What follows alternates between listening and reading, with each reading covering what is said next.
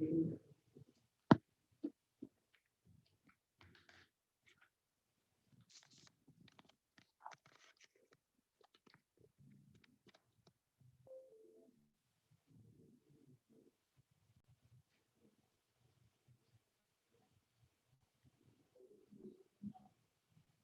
the last class, we were discussing about effect of inert material on equilibrium state. Equilibrium constant will not be affected. Equilibrium constant will not be affected by addition of inert material. However, equilibrium state will be affected, but we have said may or may not be affected. At constant pressure, if delta n is more than 0, equilibrium shifts to forward direction. Less than 0, it goes to backward direction. If delta n is equal to 0, there will be no effect of inert material on equilibrium state. One point we have left out, at constant volume, what will be the situation with constant volume? The answer here in this case is, suppose for example, volume is constant, pressure is variable. So let us go PV is equal to nRT. We are saying that pressure is variable, volume is constant, R is constant. Temperature, we are not having any discussion of temperature. We have to be changed. This implies that if suppose you are saying volume is constant, this means to say pressure is directly proportional to number of moles. Now, suppose for example, you are adding inert material. If inert material is added, what happens?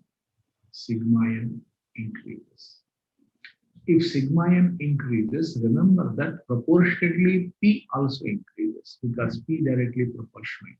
This implies pressure total. What is this? Equilibrium pressure also increases.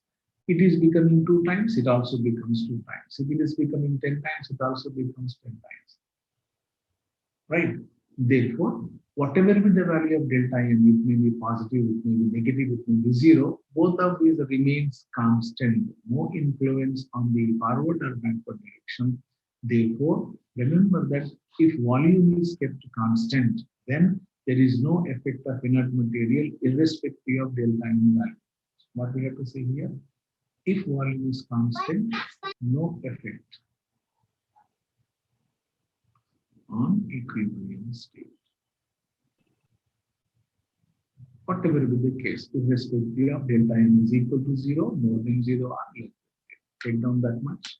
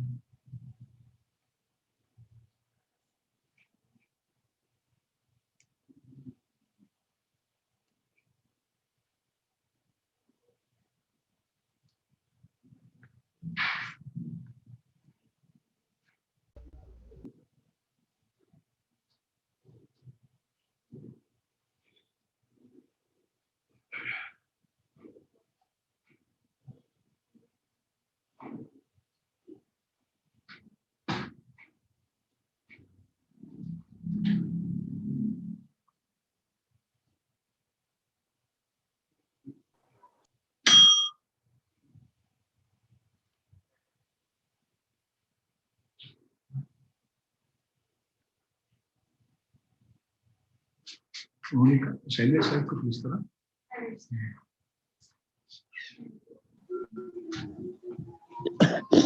क्या तो व्यवहार हो.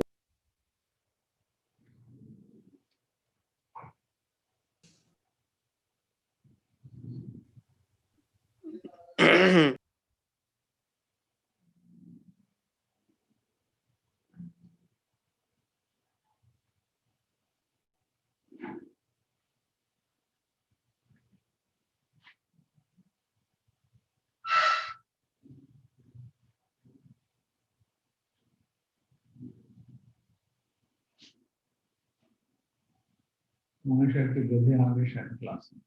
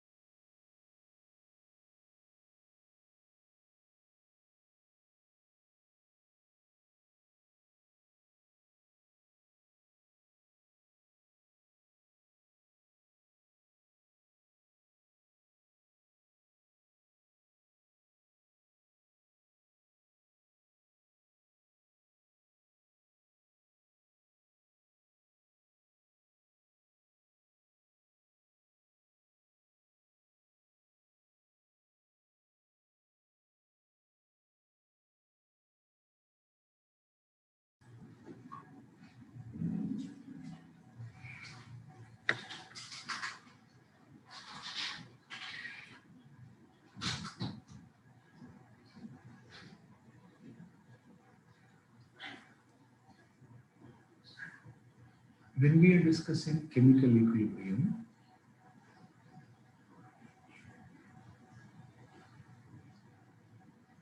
chemical reversible reactions at equilibrium, then it may be classified into two different categories, namely homogeneous reversible or homogeneous equilibrium, heterogeneous equilibrium. The word homogeneous and heterogeneous is used if the physical state and phases available are same. For example, if I am having N2 plus 3H2 gives 2NH3. All of these are gaseous substances. Single phase, right? Phase is equal to 1. No, sir, 2SO2 plus O gives you 2SO2. Right? It is not necessary that you should have only gaseous state. It can be anything but same, right? It should not have solids. That is important. Say, for example, we are having CH3, COOCH3 plus water. It is called ester hydrolysis, methyl acetate. There is a formation of acetic acid and there is a formation of methanol. But all this, these are pure liquids, right? All these reactions are supposed to be homogeneous equilibrium.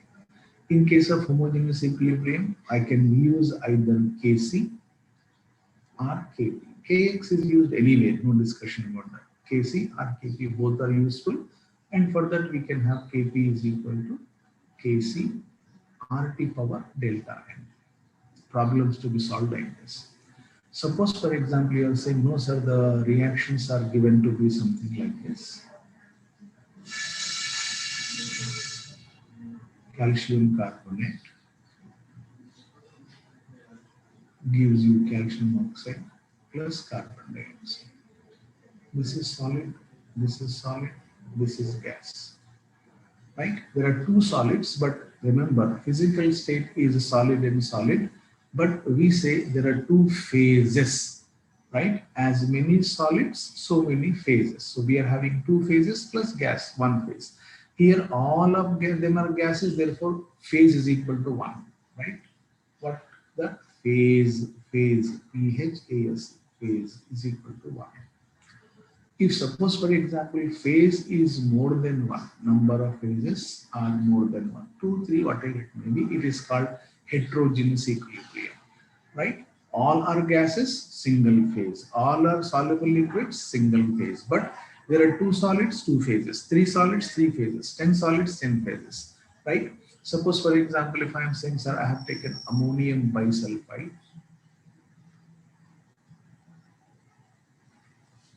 associates to give you ammonia and H2S. This is solid, this is gas, and this is gas. These type of equilibria are called as heterogeneous equilibrium. Heterogeneous equilibrium means you should have more than one phase in chemical reaction. Now, suppose, for example, if you are having homogeneous equilibrium, we can use anything like Kp and Kc, but suppose if it is having heterogeneous equilibrium, then we should be very careful. We are having different type of problems available with respect to heterogeneous equilibrium, right? How to solve those heterogeneous type of equilibria processes? Let us try to understand. Before that, let us try to remove those students who are not in our batch. Then 10 seconds are required for me. Daily, this is the problem. No problem, right? I understood the batch properly.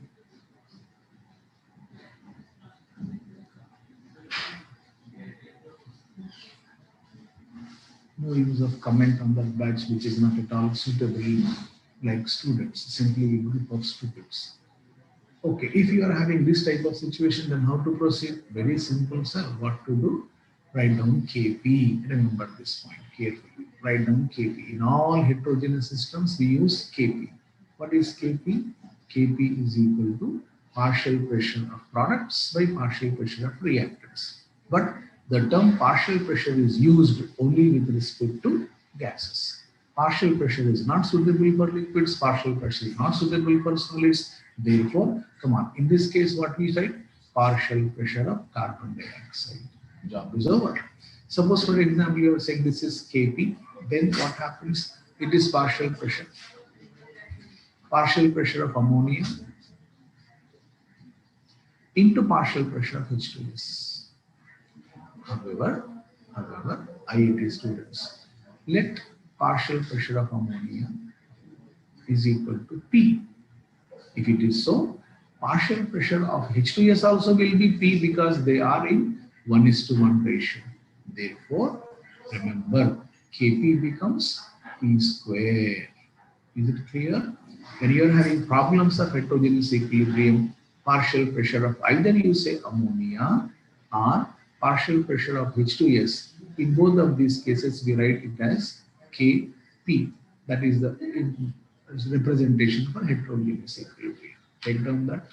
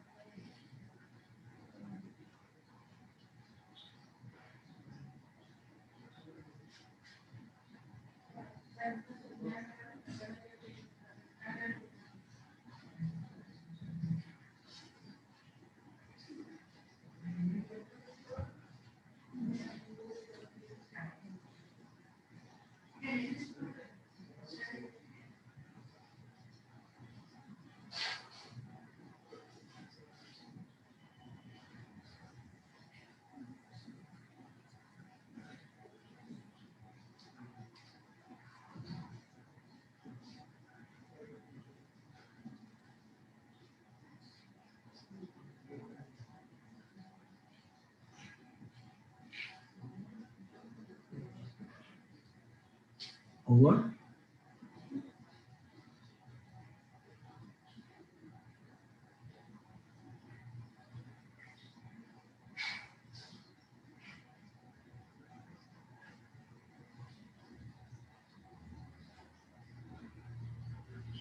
Go ahead. Go ahead. Write down.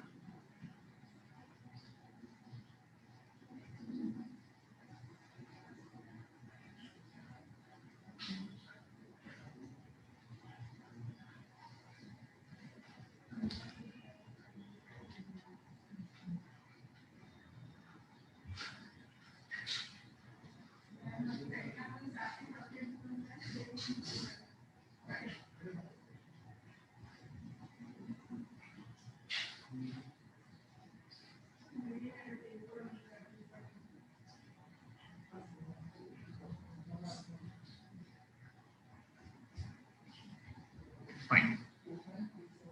Now, if you are having reversible chemical reaction, in the previous class we have discussed that there is something known as degree of dissociation, right? What we said, alpha. Suppose, for example, if I am saying alpha is increasing, that means the reaction is going towards forward direction. Alpha is decreasing, the reaction is going towards backward direction. Then the question comes, if the reaction is going towards forward direction, it implies equilibrium is shifting to forward direction, right? Similarly, if alpha value is decreasing, it is going to backward direction. That means shifting of equilibrium towards forward direction to get more products, towards backward direction to get less products is measured in terms of alpha, one side of the photograph. Other side is equilibrium state is affected by pressure, right? Concentration, temperature. Let us take pressure. And then in case of gas phase reaction, degree of dissociation is affected by pressure. How do you have influence of pressure on degree of dissociation? Here you have possibility of questions for both of you. How to proceed? Let us take some examples here. Suppose, for example, if I take a normal case, 2Hi gives H2 plus I2. How to understand the effect? For that purpose, method of solving questions 1, 0, 0, 1 minus alpha, alpha by 2, alpha by 2. This you have to learn how to write it. This I have already explained to you. Okay. Now, he is asking about alpha versus P. For that purpose, I'll write Kp. What is Kp? Kp is partial pressure of products, hydrogen, into partial pressure of iodine by partial pressure of Hi square. Okay. Once you're writing partial pressure, you know that partial pressure is related with respect to mole fraction and total pressure. Let me write that one. Partial pressure of hydrogen, partial pressure of iodine by partial pressure of Hi.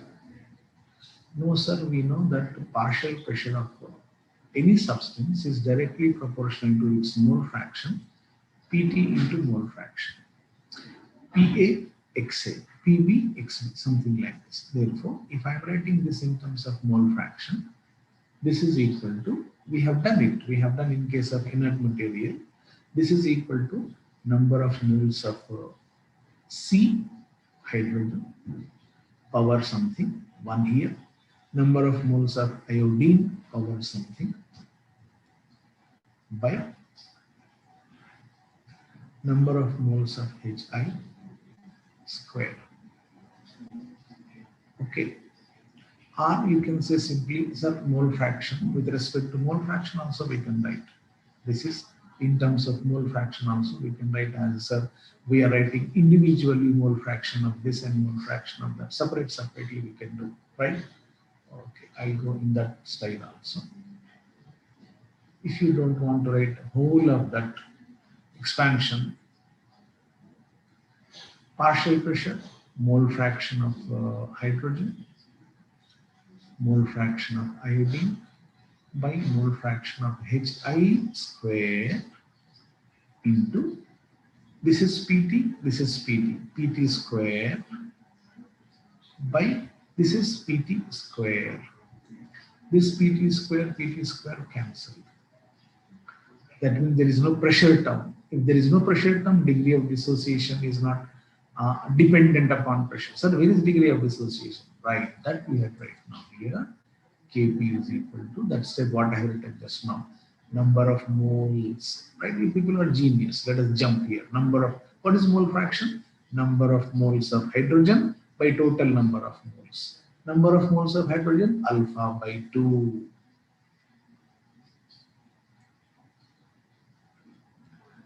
By total number of moles. Total number of moles is 1 minus alpha plus alpha by 2 plus alpha by 2. What is alpha by 2? Alpha by 2, alpha. Alpha and minus alpha. 1 into alpha by 2. Iodine by 1. By 1 minus alpha whole square by 1 square into Pt should come. But Pt is cancelled. This implies Kp is equal to alpha square by 4 into 1 minus alpha whole square. And in this expression, you don't have any term like what? Pressure. This implies in such cases, which case? Which case? Delta N is equal to 0, total number of moles of products and total number. In such cases, remember that alpha is independent of pressure. Case 1. Case 2. I give 2 cases. You people are genius. You can go for so many other possible cases at home. Same story. 1, 0, 0. 1 minus alpha, alpha, alpha. Now Kp is equal to, come on, how to proceed? Partial pressure of PCl3. No, sir, we are able to understand everything properly. Partial pressure of PCl3 means pressure, total pressure into mole fraction. What is mole fraction of PCl3? Number of moles of PCl3 by total. What is total? 1 plus alpha into chlorine alpha by 1 plus alpha into mole fraction 1 minus alpha by 1 plus alpha into, here we are having PT into PT.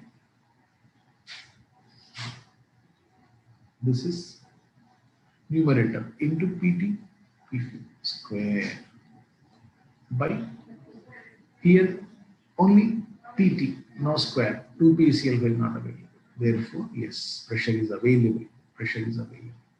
Therefore, if you cut off this also, Kp is equal to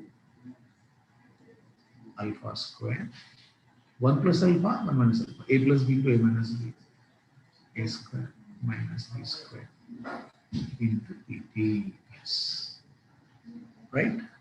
This is the expression which we have to remember. But I again say we are not going to memorize all these things. We, whatever the case given, we'll derive that in the fastly. We'll go and we get the relation. Suppose, for example, if we say alpha is negligible, very much less than 1, then 1 minus alpha is equal to 1. If it is so, then what happens? Kp is equal to alpha square Pt. What is Kp? Constant. If you remove the constant, what happens? Alpha is directly proportional to dash root of Pt. Okay. Now, if it is so, alpha 1 by alpha 2 is equal to P1 by P2. Here they will ask a question. If pressure is increased 5 times, what is the effect on degree of dissociation? If pressure is increased 4 times, what is the effect on degree of dissociation? Take that one.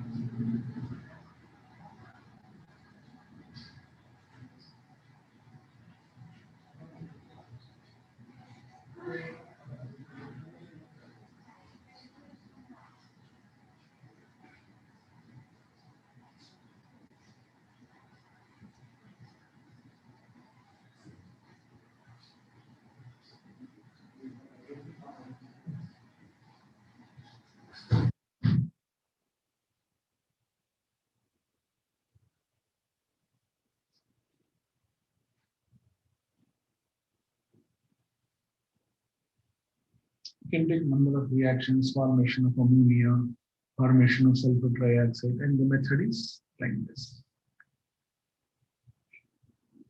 That person can give you independent reaction. In A gives you B plus C, A2 gives you B plus 2C, something like that. Whatever be the case, you can create instantly the process.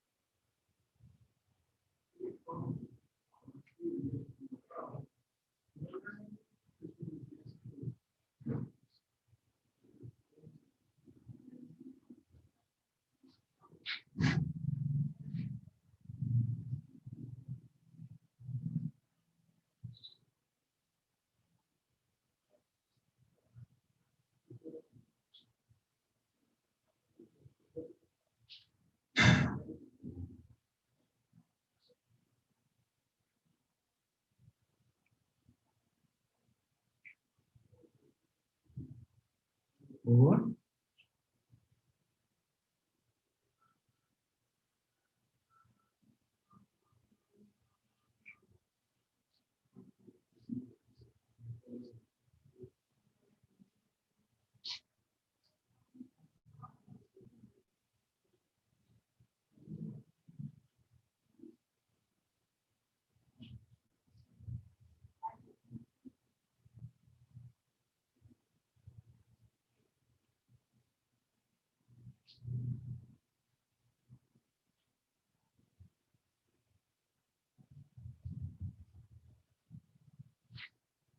that will stop here. We have one more topic last lecture with the Lee-Jacquier's principle that we'll discuss in the next class tomorrow. And with that, all theoretical concepts of chemical equilibrium are over. We will start problems based on chemical equilibrium on Monday. This Sunday, if we are having test, it will be for chemical equilibrium theoretical concepts. Thank you.